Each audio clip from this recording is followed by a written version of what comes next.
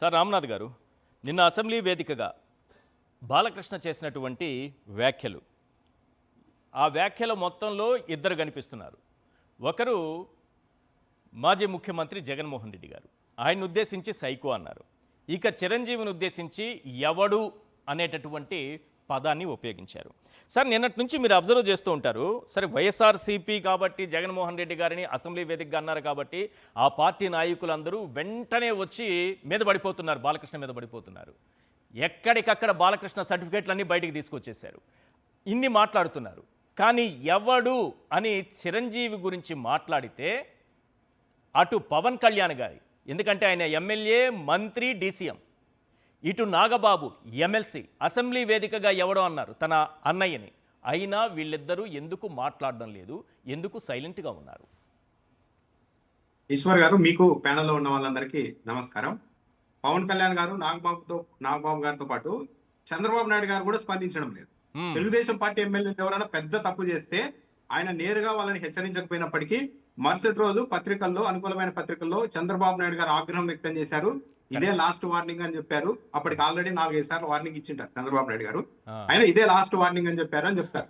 కానీ చిరంజీవి గారు అంటే మాకు అమితమైన గౌరవం ఉంది అని చంద్రబాబు నాయుడు గారు చెప్తూ ఉంటారు కదా. మరి బాలకృష్ణ గారికి హెచ్చరిక జారీ చేసినట్టు కనీసం లీక్ వార్త కూడా ఎందుకు లేదు? ఈ మొత్తం అంతా చూస్తూ ఉంటే అసలు ఈ పొత్తు అన్నది సమాన హక్కుల మీద నడుస్తోందా, లేకుంటే జనసేన వాళ్ళు వెళ్ళిపోతేనే మేలు బయటికి అని తెలుగుదేశం పార్టీ నాయకులు అనుకుంటూ ఉంటే, లేదు లేదు మీ దగ్గరే ఉంటామని జనసేనను, పవన్ కళ్యాణ్ బలవంతంగా వాళ్ళతో ఉంటున్నారా? ఎందుకంటే ఒక బాలకృష్ణ గారే కాదు, గతంలో తిరుమలలో తొక్కిసలాట జరిగినప్పుడు, తిరుపతిలో తొక్కిసలాట జరిగినప్పుడు నారా లోకేష్ గారే పవన్ కళ్యాణ్ గారి గురించి చాలా లైట్ గా మాట్లాడారు. క్షమాపణ చెప్పాలి అన్నది ఆయన అభిప్రాయం, మా పార్టీ అభిప్రాయం కాదు, ప్రభుత్వ అభిప్రాయం కాదని పక్కన తీసిపడేశారు. అంత లైట్ గా మాట్లాడారు. కానీ చంద్రబాబు నాయుడు గారు కూడా ఈ రోజు స్పందించలేదు. ఇది కూడా చాలా కీలకమైనది. అంటే ఇండైరెక్ట్ గా ఎంకరేజ్ చేస్తూ ఉన్నారా ఈ అవమానాలన్నింటినీ అన్నది ఒకటి. నిన్న జగన్మోహన్ రెడ్డి గారు చిరంజీవి గారికి చాలా రోజుల తర్వాత గుర్తుకొచ్చి ఉంటారు.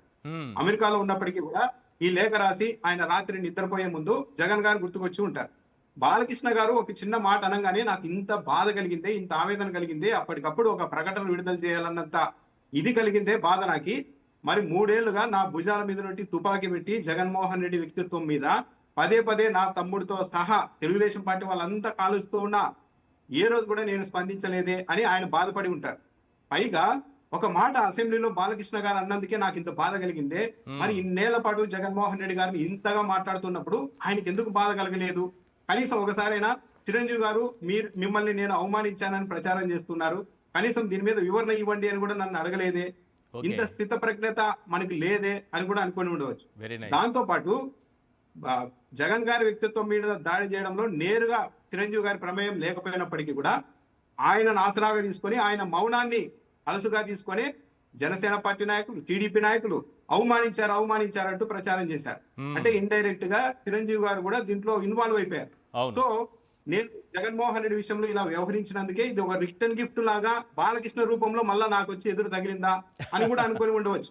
అందుకే ఇక పైన వీళ్ళ చేతుల్లో నేను పావుగా మారకూడదు ఈ అంశంలో అని అనుకుని ఎట్టకేలకు చిరంజీవి గారు వివరణ ఇచ్చారు అన్న అభిప్రాయం. ఒక రకంగా జరగాల్సిన నష్టం జరిగిపోయింది కదా సార్ వైఎస్ఆర్సీపీకి, జగన్మోహన్ రెడ్డి గారికి. ఈశ్వర్ గారు, ఒక రకంగా వైఎస్ఆర్సీపీకి, జగన్మోహన్ రెడ్డి గారికి జరగాల్సిన నష్టం అయితే జరిగిపోయింది కదా.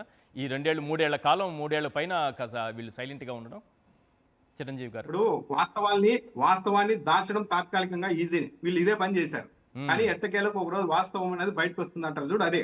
లేకుంటే అదేదో టిగ్గర్ అయినట్టు హఠాత్తుగా కామినేని శ్రీనివాసరావు గారు ఇంకో కొత్త ఆరోపణ, ఇంకో కొత్త బురద చల్లడానికి ఆయన రంగం సిద్ధం చేసుకొని వస్తే అప్పటికప్పుడు బాలకృష్ణ గారు స్పందించడం, ఆ తర్వాత చిరంజీవి గారు వివరణ ఇవ్వడం, ఇవన్నీ చూసిన తర్వాత ఈ రోజుతో ఇక వీళ్ళు చేస్తున్న ప్రచారానికి ఫుల్ స్టాప్ పడిపోయింది. అంటే ఒక్కొక్కటి చూడండి, కూటమి ప్రభుత్వం అధికారంలోకి వచ్చిన తర్వాత ప్రతిపక్షంలో ఉన్నప్పుడు ఏ ఏ అంశాల మీద జగన్మోహన్ రెడ్డి మీద విపరీతంగా నెగిటివ్ ప్రచారం చేస్తూ వచ్చారో అవన్నీ ఒక్కొక్కటిగా తేలిపోతున్నాయి. అతి పెద్ద విమర్శలు చేశారు. సినిమా హీరోలకు పెద్ద ఎత్తున అభిమానులు ఉంటారు కాబట్టి సినిమా హీరోలందరినీ జగన్మోహన్ రెడ్డి గారు అవమానించారంటే వాళ్ళంతా, ఆ ఫ్యాన్స్ అంతా వ్యతిరేకమై మనకు ఓట్లేస్తారన్న ఉద్దేశంతో కుట్రపూరితంగా ఈ ప్రచారం చేసుకుంటూ వచ్చారు. నిజంగానే జగన్మోహన్ రెడ్డి వీళ్ళు చెప్తున్నట్టు ఆ మనస్తత్వం కలిగిన వ్యక్తిగానే ఉంటే జగన్మోహన్ రెడ్డి గారి ప్లేస్ లో మరెవరైనా ఉన్నా సరే ఒక సిఐ నాకే లీగల్ నోటీసులు ఇస్తారా, ఎంత ధైర్యం, హౌ డేర్ అని అసెంబ్లీలో మాట్లాడే మనస్తత్వం ఉన్న ఇంకో ముఖ్యమంత్రి అయి ఉంటే ఈ ప్రచారం మొదలైన మరుసటి రోజే తన అవును. కార్యాలయం ద్వారా అక్కడికి వచ్చిన హీరోలకు డైరెక్టర్లకు అందరికీ ఫోన్లు చేయించి మిమ్మల్ని మేము మర్యాదగా సాదరంగా ఆహ్వానిస్తే బయటికి వెళ్ళి వీళ్ళ ప్రచారం చేస్తున్నారు, మీరందరూ ఖండిస్తూ ప్రకటన ఇవ్వాల్సిందే అని Correct. కూడా ఒత్తిడి తెచ్చి ఉండేవాళ్ళు. ఆ ఎక్సలెంట్. రోజున్న పరిస్థితుల్లో హీరోలు అందరూ కూడా ఎస్ జగన్ గారు మమ్మల్ని అవమానించలేదు అని వివరణ ఇచ్చి ఉండేవాళ్ళు కూడా. కానీ చిరంజీవి గారిని కావచ్చు, మిగిలిన హీరోల్ని కావచ్చు, వాళ్ళని ఇబ్బంది పెట్టడం ఎందుకు అని చెప్పేసి జగన్మోహన్ రెడ్డి గారు ఆ పని కూడా చేయలేదు. ఇంకా అవును. దాన్ని అలసుగా తీసుకొని ఇంకా పేటరేగిపోయి అవమానించారంటూ మాట్లాడుతూ వచ్చారు. సాధారణంగా ఎప్పుడైనా కానీ ఇప్పుడు బాలకృష్ణ గారు ఉన్నారు, మా బ్లడ్ వేరు మా బ్రీడ్ వేరు అని అంటున్నారు. అవును. మా బ్లడ్ వేరు అంటే ఏ సైన్స్ అయినా, ఈ ప్రపంచంలో ఏ సైన్స్ అయినా కూడా ధృవీకరిస్తుందా? మ్మ్. అలాంటి మనస్తత్వం ఉన్నవాళ్ళు. పైగా ఆయన ఇంట్లో కాల్పులు జరిగినప్పుడు ఆ తర్వాత మానసిక స్థితి సరిగా లేదంటూ ఒక సర్టిఫికేట్ తెచ్చుకున్నది, ఇదంతా నిజం. అవును. అలాంటి నేపథ్యం ఉన్న ఏ వ్యక్తి అయినా సరే మరొకరి మనస్తత్వం గురించి మాట్లాడేటప్పుడు 1-10 సార్లు ఆలోచిస్తారు. అమ్మో మనకి ఇది జరిగింది కదా, మనం అవతలాలో ఉన్నట్టు మళ్ళీ ఇవన్నీ గుర్తు చేస్తారు కదా అనే భయమైన ఉంటుంది. కానీ బాలకృష్ణ గారిలో అది కూడా లేదు అంటే ఆయనది అసలైన విపరీతమైన మనస్తత్వం ఇక్కడే చాలా నీట్గా అర్థమవుతుంది. దీంట్లో ఈ మొత్తం ఎపిసోడ్ లో ఇద్దరి సామర్థ్యము, శక్తి, స్వార్థం 3 బయటకు వచ్చేది. వాళ్ళు ఎవరంటే పవన్ కళ్యాణ్ గారు, 2 నాగబాబు గారు. పవన్ కళ్యాణ్ గారు బోండా ఉమా గారు తన శాఖలోని ఒక chairman, pollution control board chairman ఏదో అన్నారని చెప్పి అప్పటికప్పుడు ఛాంబర్ లో మీటింగ్ పెట్టి అరిచిన వాళ్ళు, నేను ముఖ్యమంత్రికి రిపోర్ట్ చేస్తా ఈ ఎమ్మెల్యే మీద వ్యక్తిగత స్వార్థంతో మాట్లాడుతున్నారు అని మాట్లాడిన పవన్ కళ్యాణ్ గారు, నేను హోంమంత్రి తీసుకుంటే అలా ఇలా ఉండదని చెప్పి ఇండైరెక్ట్ గా అనిత గారికి హెచ్చరికలు చేసిన పవన్ కళ్యాణ్ గారు, మరి బాలకృష్ణ గారు తన సొంత అన్నని ఇలా మాట్లాడితే ఎందుకు స్పందించడం లేదు? అర్థం కావట్లేదు. నాగబాబు గారు గతంలో అనేక సార్లు బాలకృష్ణ గారితో గొడవ పెట్టుకున్నారు. అవును. ఈవెన్ ప్రకాష్ రాజు విషయంలో కూడా మా ఎన్నికల సమయంలో కూడా గొడవ పెట్టుకున్నారు. అవును. మరి ఈ రోజు ఎందుకు మాట్లాడడం లేదు? సరే అండి, అప్పుడు వేరు, ఇప్పుడు మేము పొత్తులో ఉన్నాం కాబట్టి మాట్లాడలేము అని జనసేన వాళ్ళు అనడానికి కూడా లేదు. అవును. ఎందుకంటే పొత్తు ధర్మం అనేది అవతల వాళ్ళకు కూడా వర్తిస్తుంది కదా. అంటే ఇది సమాంతర హక్కులతో నడుస్తున్న పొత్తు ధర్మం కాదా? ఒకరు పొత్తు ధర్మం పైన ఉంటే ఒకరు కింద అన్న పదవులు ఏదన్నా పొత్తు ధర్మం ఉంటే పదవులు త్యాగం చేసుకోవచ్చు, పరువు త్యాగం చేసుకోరు ఎవరు. కుటుంబం పరువు, తన అన్నయ్యని, ఆయనే లేకపోతే వీళ్ళిద్దరు లేరు, వీళ్ళకి సినిమా భిక్ష లేదు, రాజకీయ భిక్ష రెండు లేదు కదా. మనం జనరల్గా మాట్లాడితే మెగాస్టార్ చిరంజీవి అనే వ్యక్తి లేకపోతే పవన్ కళ్యాణ్ అనే వ్యక్తి జీరో, నాగబాబు అనే వ్యక్తి జీరో. తన తమ్ముళ్ళకి ఇద్దరికి కూడా ఆ స్థాయి కల్పించారు రాజకీయంగా కానీ సినిమా పరంగానే. అది మెగాస్టార్ ఆశీర్వాదంతోనే, చిరంజీవి ఆశీర్వాదంతోనే జరిగింది అది. కానీ ఈరోజు మాకు పదవులే ముఖ్యం అనుకుంటున్నారా, పరువు ముఖ్యం కాదనుకుంటున్నారా? ఇప్పుడు ఈశ్వర్ గారు ఈ రోజు ఈ ఎపిసోడ్ చూసిన తర్వాత చాలా మంది మొన్నటి ఎన్నికల్లో మా గౌరవాన్ని నిలబెడతారని ఏ వర్గాలు అయితే ఆశించి పవన్ కళ్యాణ్ గారు వెంట ర్యాలీ అయ్యాయో ఆ వర్గాలన్నీ ఇప్పుడు ఆలోచనలో పడ్డాయి. సొంత అన్న, చెప్పాలంటే తండ్రి కంటే ఎక్కువ మొత్తం కెరీర్ నిలబెట్టి ఈ స్థాయికి తెచ్చిందే చిరంజీవి గారు. అలాంటి వ్యక్తినే అసెంబ్లీలో పబ్లిక్ గా అవమానిస్తే కనీసం స్పందించలేని స్థితిలో ఉన్న పవన్ కళ్యాణ్ గారు ఇక మా ఆత్మగౌరవం ఏం కాపాడతారు అన్న ఒక నిర్ధారణకు ఆయనకు మద్దతుగా నిలిచిన సామాజిక వర్గాలు మొత్తం వచ్చాయి. అంటే పవన్ కళ్యాణ్ గారి దృష్టిలో కోవూరు జనసేన పార్టీ ఇన్ఛార్జ్ గా పనిచేసిన రామారావు గారు, చిరంజీవి గారు ఒక్కరేనా?